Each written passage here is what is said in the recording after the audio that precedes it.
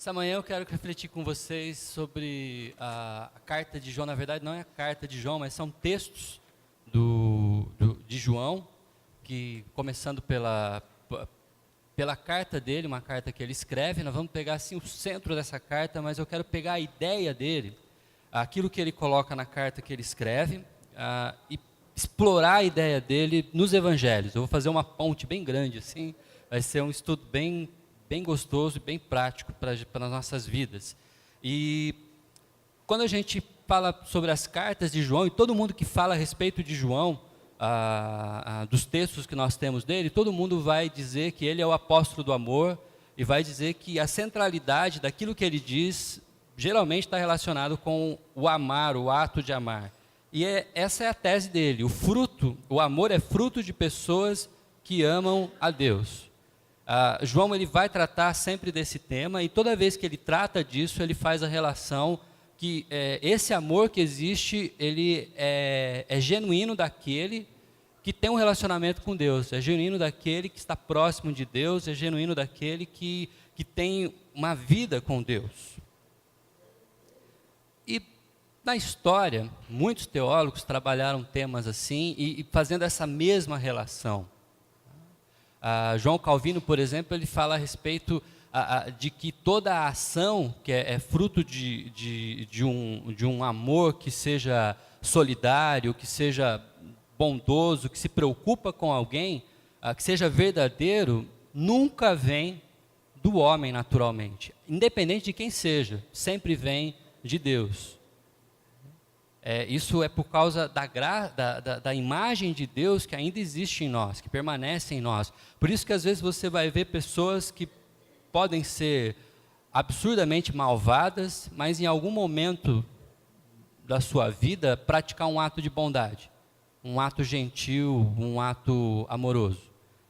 Isso não vem dele, vem da imagem de Deus que ainda existe, que ainda permanece na vida do homem. E João tem isso como tese, o amor que nós temos é fruto de pessoas que amam a Deus. O texto-chave da primeira carta dele é esse: nisto conhecemos o que é o amor. Jesus Cristo deu sua vida por nós, e devemos dar a nossa vida por nossos irmãos. Se a gente fosse trabalhar esse tema, ou melhor, trabalhando esse tema, né? A gente vai trabalhar, a gente precisa definir algumas coisas. E quando eu trabalhei meus próprios estudos, e quem está fazendo discipulado comigo, já percebeu que faz tempo que eu estou trabalhando no Evangelho de João, eu tenho estudado bastante João, e quando eu comecei a estudar justamente a carta e depois o Evangelho de João, esse versículo precisava de uma resposta. Existem duas informações aí que precisa ser ampliada e a gente precisa entender. Uma delas é o que significa para João dar a vida. Nisso nós conhecemos o que é o amor. Jesus Cristo deu sua vida por nós e devemos dar a nossa vida. O que é dar a vida? Aonde se encaixa? Como nós damos a vida por alguém? Como nós fazemos isso? E a outra questão é: quem são os nossos irmãos? Como nós respondemos isso? Como que eu faço para ter uma resposta assim, que seja eficiente, que seja ampla, que seja prática para a gente? Essas são duas questões, e só a carta de João, ela já nos dá algumas dicas, mas se a gente pegar um texto que estava na mente de João, enquanto ele falou com a sua comunidade, enquanto ele esteve presente como testemunha de Jesus durante 40 anos pelo menos, e depois escreveu nos seus evangelhos aquilo que ele relatou durante tantas vezes, a gente vai perceber que esse texto também está no evangelho, de uma outra forma, mas significando algo parecido. Se vocês me amam, obedecerão aos meus mandamentos.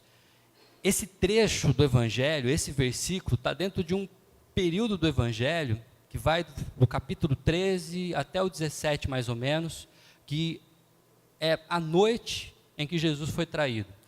O Evangelho de João, do capítulo 1 até o 12, fala do ministério de Jesus, trata sobre o ministério dele. E a partir do versículo 13 em diante, ele trata justamente da paixão, da morte, a ressurreição e a restauração dos seus apóstolos.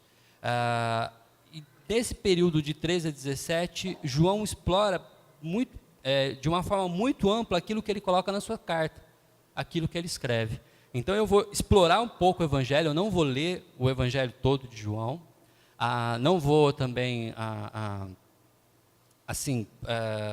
ler completamente os textos, mas eu quero apenas passar por eles, mostrando para vocês na narrativa do Evangelho de João, como essa narrativa, lida junto com a carta de João, faz você compreender muito bem aquilo que ele escreve na sua carta, aquilo que ele faz. Tá? Então, esse é o texto que a gente tem que estar correlato. A gente vai perceber que ele vai encerrar esse período com outro texto, onde ele repete a mesma ideia. Isso mais para frente a gente vai ver. Então, começando então no capítulo 13, se a gente for só ter uma ideia do que está ocorrendo, a gente tem um momento em que Jesus lava o pé dos seus discípulos, que é o momento em que, se você quiser saber mais sobre essa história, a gente já tem mensagens gravadas sobre isso, né? Nas 5 linguagens do amor.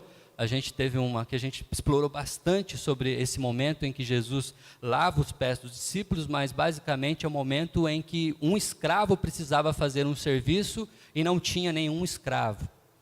Então Jesus faz o papel do escravo e lava o pé dos seus discípulos, incluindo, aliás, todos eles, incluindo Pedro, Judas, Tomé, todos os discípulos. Não teve um que Jesus preferiu lavar mais o pé, o outro menos o pé. Não, de você eu só vou lavar um pé, o outro eu não vou lavar. Não, ele lavou todos os pés de todos os discípulos. Depois disso, ele serve a ceia para todos os seus discípulos. Momento em que ele esperava, momento em que ele queria e desejava muito. Aí depois desse momento da ceia, a gente tem a delação premiada de Judas. Né? Judas é anunciado como o traidor. E, novamente, se você quiser explorar essa história, na nossa série de Páscoa, a gente falou sobre Pilatos, sobre Judas e sobre Pedro. Então, você pode ir lá no site e ouvir de novo essa mensagem, onde você vai entender tudo o que aconteceu nesse momento em que Judas é tido como traidor, ou quando ele decide trair Jesus e finalmente trai. E na sequência, Jesus, nesse período da ceia, a gente tem um novo mandamento que Jesus traz.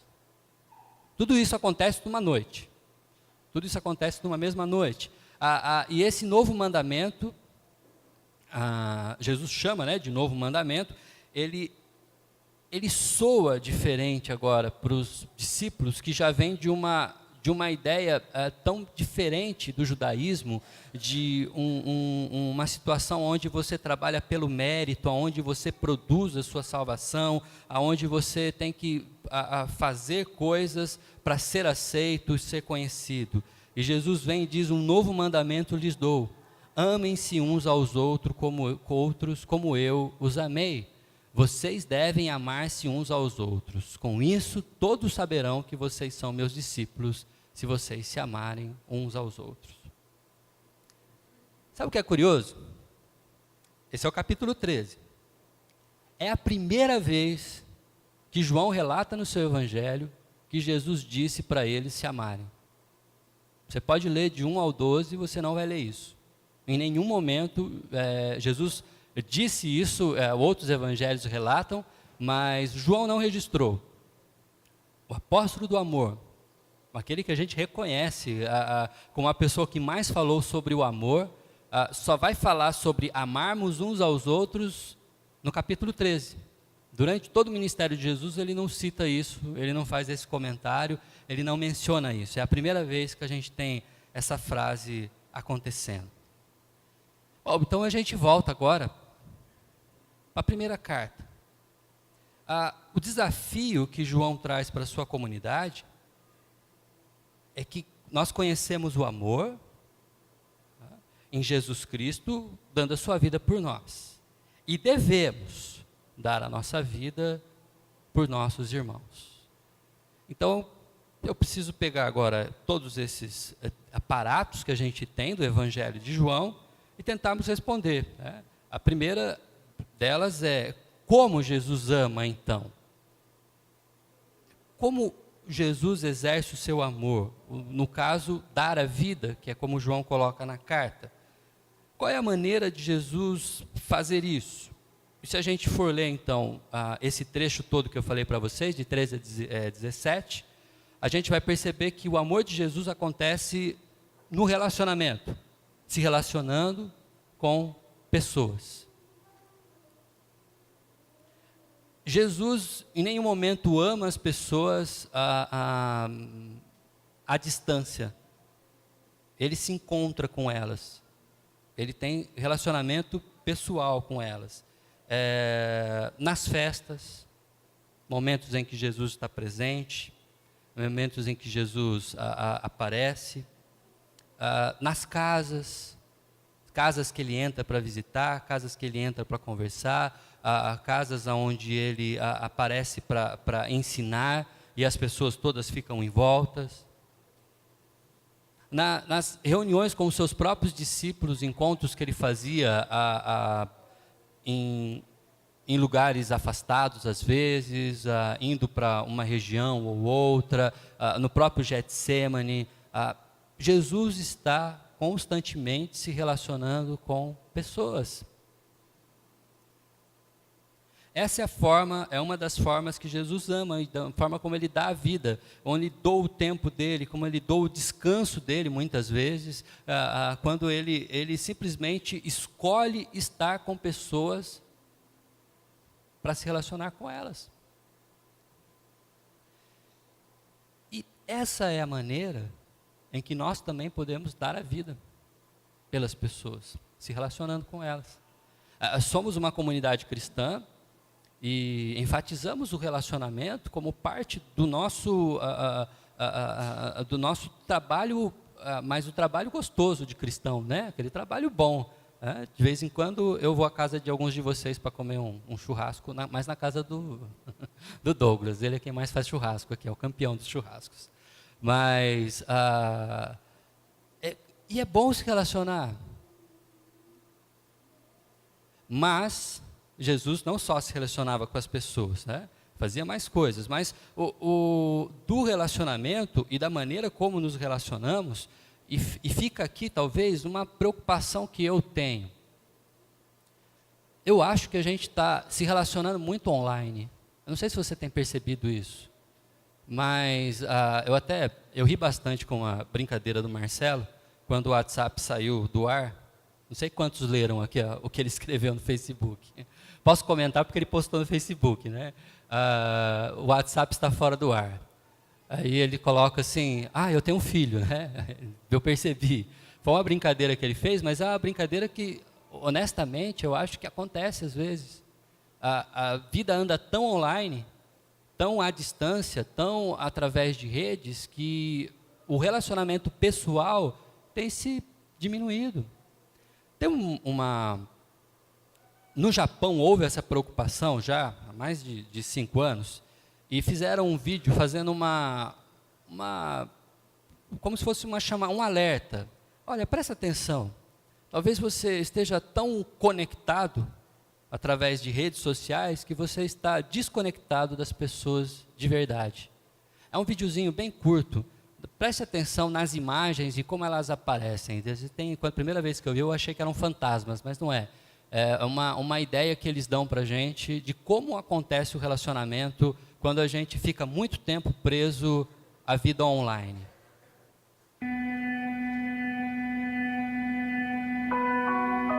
Desconecte-se para se conectar de verdade. Jesus se conectava com as pessoas porque encontrava com elas. É preciso encontrar pessoas. Você precisa encontrar pessoas.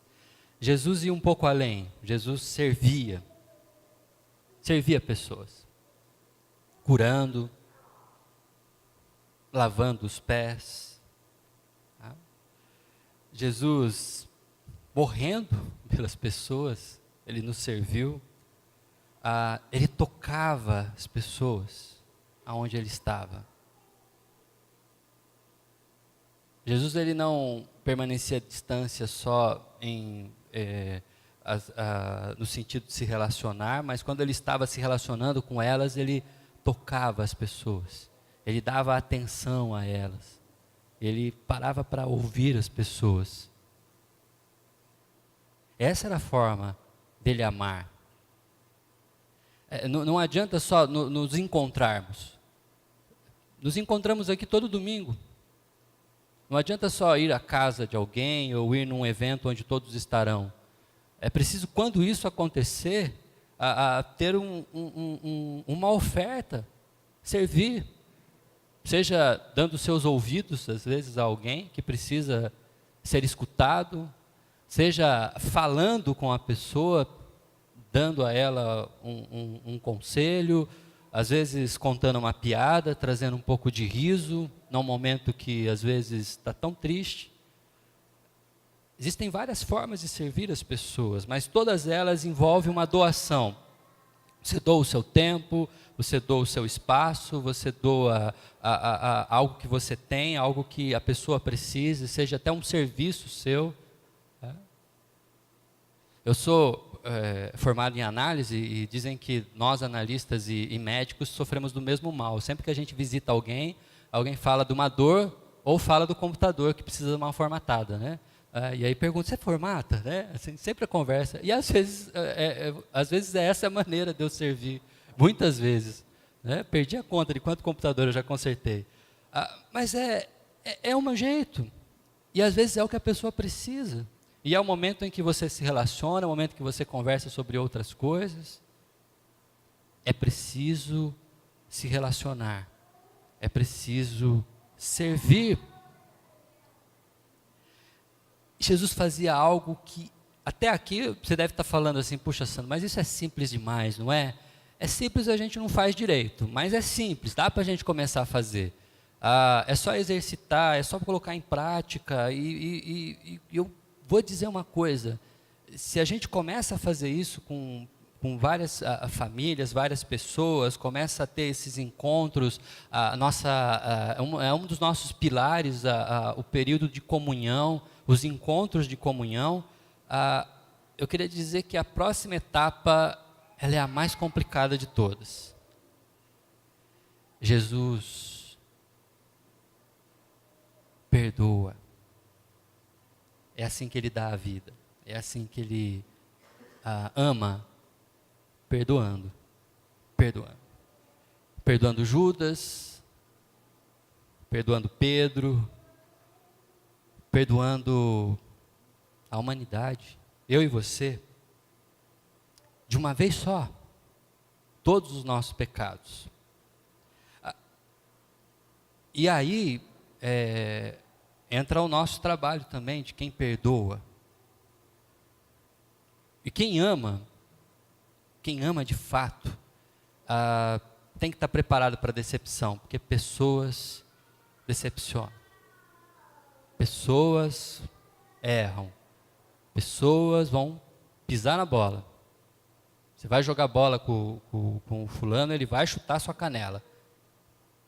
Sem querer, ou até por querer, porque estava bravo na hora, não gostou da trombada, e aí desconta, depois passa. Mas na hora que o sangue está quente, chuta a canela mesmo. Isso acontece, e quem ama precisa aprender também a perdoar. Mas só que eu sei que você deve estar pensando no seu amigo, no seu filho, no seu irmão, alguma situação familiar próxima. Mas pensa, perdoar alguém que você nem tem tanta afinidade assim. Alguém do trabalho que já te atormenta, já te dá trabalho. Alguém com quem você tem dificuldade, às vezes, para conversar. Alguém que te perturba. Jesus perdoa os soldados que cospem nele, o ridicularizam. Pai, perdoa. Eles não sabem o que estão fazendo. Gente com quem ele nem mesmo encontrou e conversou enquanto esteve encarnado aqui na terra. Gente como eu. Eu converso com ele hoje através do Espírito Santo, mas eu não estava lá. E ele perdoa. O perdão, ele é um exercício, talvez, que mais nos aproxime daquilo que Jesus fez. Porque ele é o que mais nos humilha. Porque perdoar é você abrir mão de algo. Perdão é prejuízo, é assumir o prejuízo, é assumir a dívida. É isso que é perdoar. E tem gente que perdoa, às vezes, como o cartão de crédito rotativo, né? Perdoa não pagando a conta, mas no mês que vem ela aparece dobrada. E a gente lembra daquela, puxa, a pessoa me deve ainda, a pessoa me traiu, a pessoa falou mal de mim, a pessoa me deixou mal. E liberar o perdão é algo maravilhoso. É uma experiência muito boa. Diz que quem perdoa geralmente libera alguém da prisão, mas libera a si mesmo de estar preso a uma raiva, a uma incontinência, a um relacionamento que é difícil.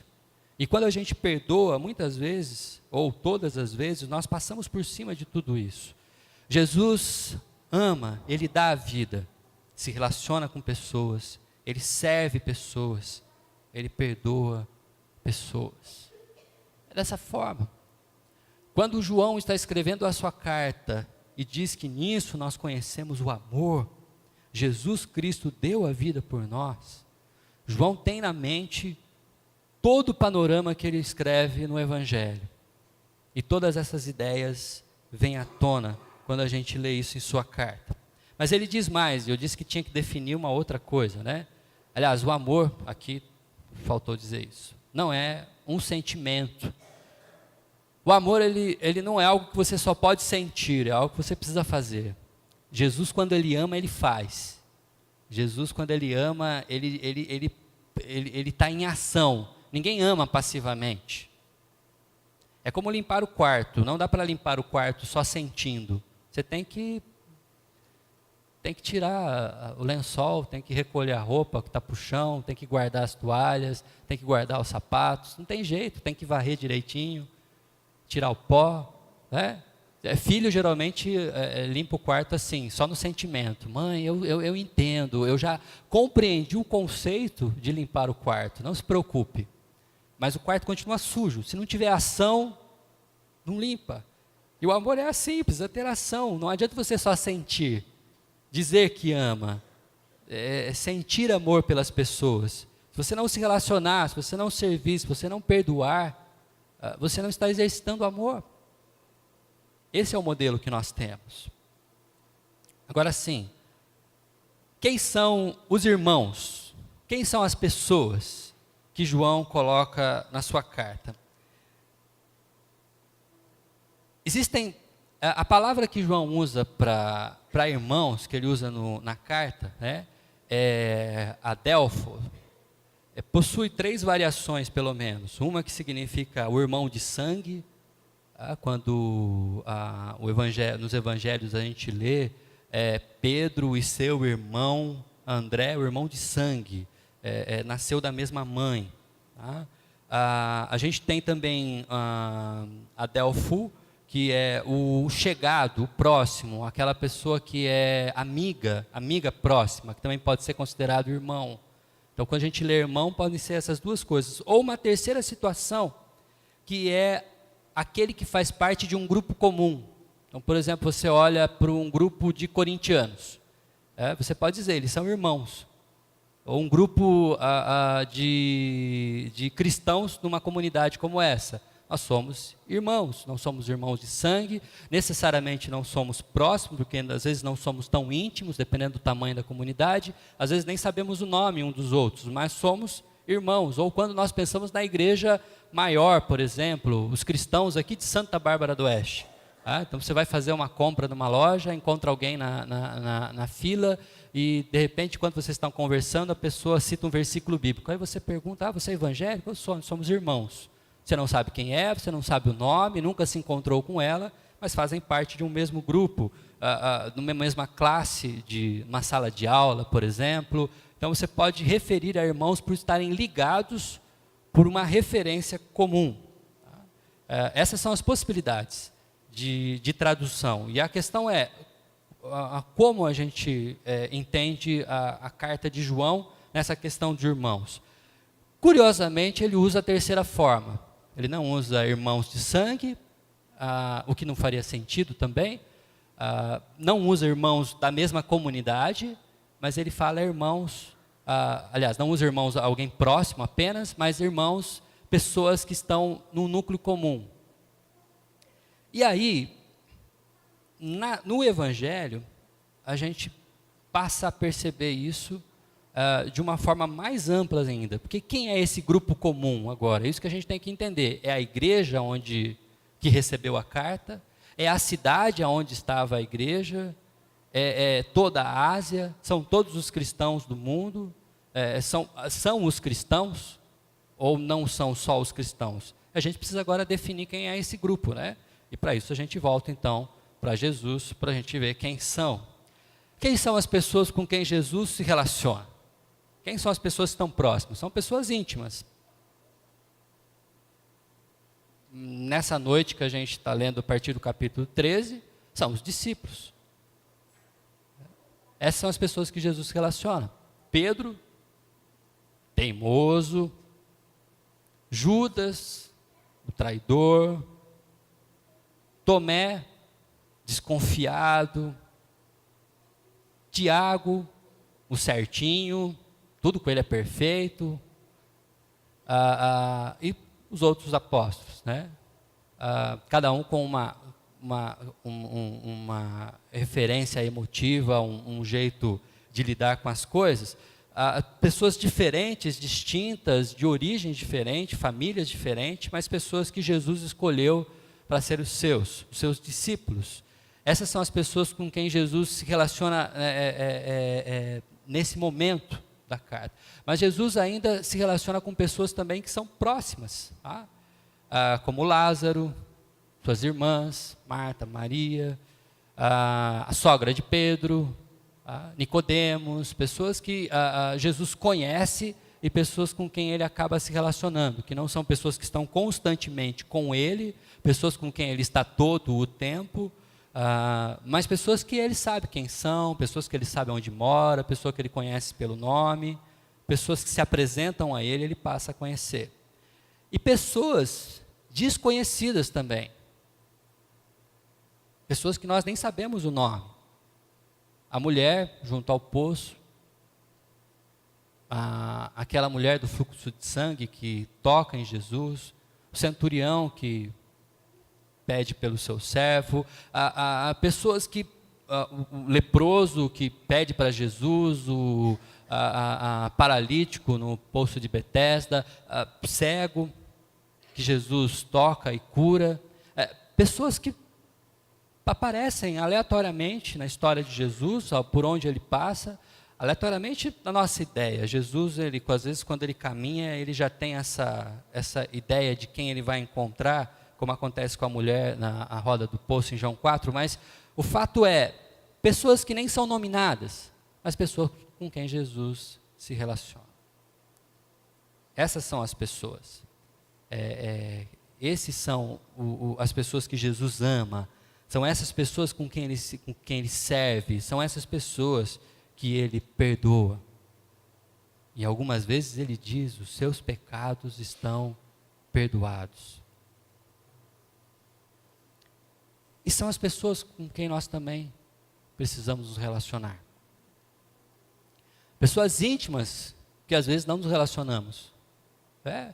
Pai e mãe, por exemplo, filhos, que às vezes moram próximo, às vezes moram distante, mas a gente vai perdendo o contato, vai passando o tempo e a gente já não se fala tanto.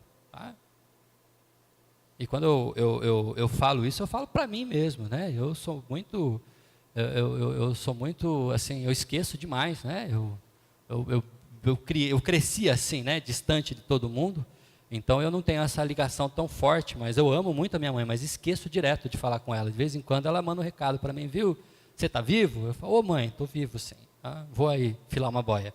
Geralmente eu faço isso, né? Vou lá. Mas esqueço, eu esqueço. Não sei quanto a você, mas eu esqueço. E às vezes eu preciso me lembrar. E eu preciso ir lá, porque ela não se contenta em mandar um oi. Graças a Deus que não, né? Só mandar um oi pelo celular. Fala, não, vem aqui, vem me visitar, né? Tão pertinho, mora na cidade aqui do lado. Capivari, tem quase que passar um pedágio, tem uma fronteira quase, né? Capivari, para a gente chegar lá. Mas é fácil ir visitar. Pessoas íntimas. Faz quanto tempo que você não visita as pessoas íntimas? Seus avós, seus primos, o irmão, cunhado. Pessoas que deveriam estar constantemente em conexão contigo. E às vezes a gente vai se perdendo. Ou a gente vai passando o relacionamento para o online e para de se relacionar pessoalmente. E às vezes é preciso ter um encontro.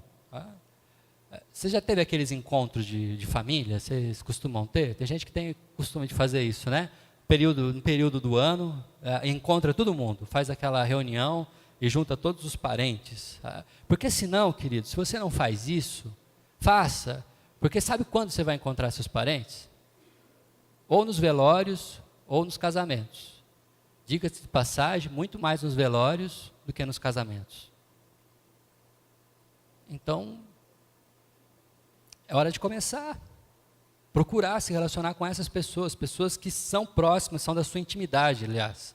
As próximas aqui, a gente poderia considerar aquelas pessoas que você sabe o nome, pessoas que se te encontram na rua, param para conversar com você, você pode chamar de amigo, mas que faz tanto tempo que você não vê. Ontem eu tive o privilégio de, num jantar, na casa de um amigo, né, de faculdade. Ele que me procurou. Sandro, você está morando em Santa Bárbara agora, né? O Facebook me denunciou, e aí ele viu que eu estou em Santa Bárbara agora, ele falou, Sandro, você está morando aqui em Santa Bárbara? Cara, parece aqui em casa, e aí a gente combinou, e aí, assim, uma experiência que eu tenho, é nunca dizer vamos marcar. Se você faz isso, você nunca marca. Vamos marcar, é verdade, a gente precisa marcar, e nunca marca. Eu estou marcando de levar um pão na casa do Douglas, vai fazer acho que uns 2 meses já, Douglas, e não levo, né? 4. A gente não marca. Quando ele falou isso, eu falei, lembrei da agenda na hora, assim, falei, sábado à noite está livre. Sábado agora eu estou livre. Ele falou, vem aqui então. Aí ontem à noite fui lá na casa dele, a gente teve um tempo junto, lembrando da faculdade, do colégio que eu fiz segundo grau com a esposa dele e faculdade com ele. Então assim, eu sou amigo do casal, né? E foi um tempo muito bom, muito gostoso. Ele que me procurou.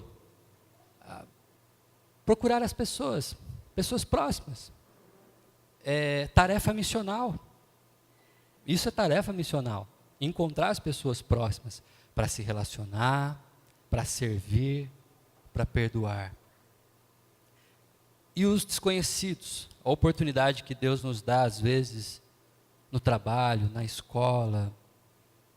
Eu me sinto muito privilegiado por poder trabalhar num ambiente onde eu encontro tantas pessoas que, assim, eu encontro 1 ou 2 vezes, passam pela minha vida, passam pela minha história, às vezes durante um período, quando eu estou dando aula, ou um período quando eu estou em algum projeto, pessoas que eu não vou desenvolver intimidade, pessoas que nunca vão se tornar próximas, mas pessoas com quem eu acabo me relacionando. E você também. Num elevador, no consultório, quantos momentos a gente tem de encontrar pessoas e se relacionar com elas? E a oportunidade, às vezes, que nós temos, como Jesus teve na roda do poço, de sentar, conversar e de, num momento curto, num momento tão estreito de tempo, poder falar de Jesus, falar do Evangelho, falar desse mistério que é maravilhoso, que nos salva, que nos cura, que nos restaura, dando o nosso testemunho, falando das coisas que Deus tem feito em nossas vidas. Não sei, você deve estar pensando aí, Sandro, se relacionar com pessoas, perdoar, servir. Nós lemos o texto na liturgia que eu separei, que o servo ele não é maior que o Senhor. Esse texto é justamente quando Jesus está lavando o pé. Quando a gente serve as pessoas, a gente não diminui, a gente continua sendo quem a gente é. Mas servir faz bem, mas é complicado. E aí então, essas pessoas que eu estou citando, íntimas, próximas, desconhecidas, como a gente faz isso, Santos? Isso é impossível, parece impossível. E preciso confessar para vocês que é impossível. Sem Jesus é impossível, porque conviver dá muito trabalho. Conviver dá trabalho. Esqueci o nome do autor agora. Crabb, alguma coisa Crabb, agora sumiu o nome dele. Ele escreve um livro chamado Conexões, ou Conexão, onde ele fala sobre relacionamento com pessoas. E quando ele fala sobre isso, ele diz que todo mundo, quando conhece alguém, tem um período que a gente chama de lua de mel. Período que o cara é amigo, nossa, a gente bate tanto, ele conta umas piadas tão divertidas, e encontra uma vez, 2 vezes, depois de um mês a piada já não é mais tão engraçada, porque a 5ª vez que ele conta a mesma piada, eu já não acho mais graça.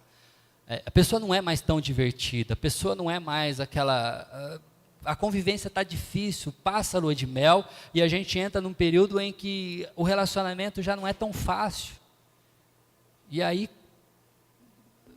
dá trabalho. E aí você tem 2 opções. Você rompe, aborta o relacionamento, ou você amadurece. Larry Crabb, lembrei. Larry Crabb escreve no livro Conexão. Essa é uma tendência a abortar. A gente começa as amizades e para, porque dá muito trabalho. E é impossível mesmo. Como eu disse, sem Jesus é impossível. Por isso que Jesus, na sequência do próprio Evangelho de João, capítulo 15, ele diz: permaneçam em mim, eu permanecerei em vocês. Nenhum ramo pode dar fruto por si mesmo. Você não pode, sozinho você não consegue. Sozinho você não vai dar a sua vida por ninguém. Sozinho você não vai amar essas pessoas. Sozinho você não consegue nem chegar a essas pessoas, né?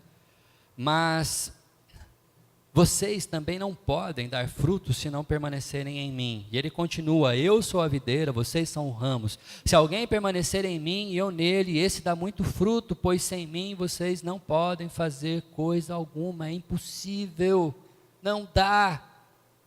Mas quando estamos ligados à videira, quando estamos ligados a Cristo, aí tudo é possível. Porque damos fruto,